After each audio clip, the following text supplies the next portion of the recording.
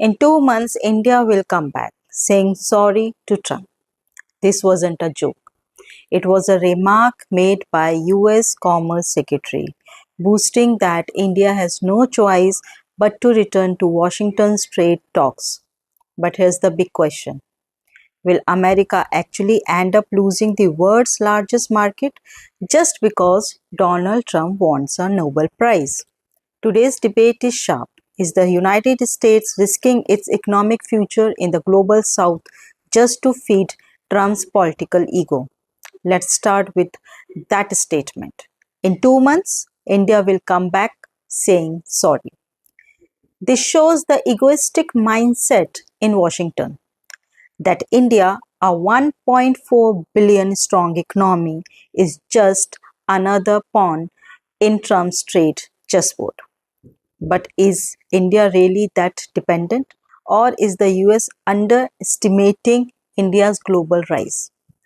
Trump's White House has always loved the optics. Peace talk with North Korea, the Abraham Accords in the Middle East, tariff wars with China, each was marked as a world-changing deal. But behind the scenes, critics say this is less about strategy, more about building Trump's legacy, and maybe even chasing that shiny Nobel Prize.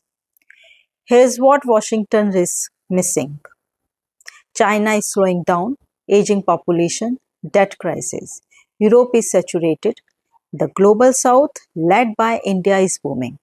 By 2030, India will be the world's largest consumer market. Add Africa and Southeast Asia, and you are looking at the next trillion-dollar economies.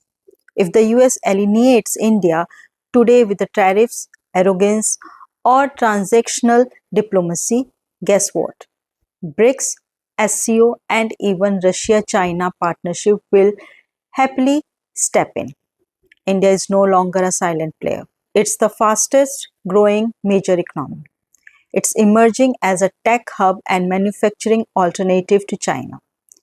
It's becoming a geopolitical decision maker. So when US official says India will return saying sorry, it doesn't sound like a strategy. It sounds like underestimating India's confidence on the world stage. And here's the irony.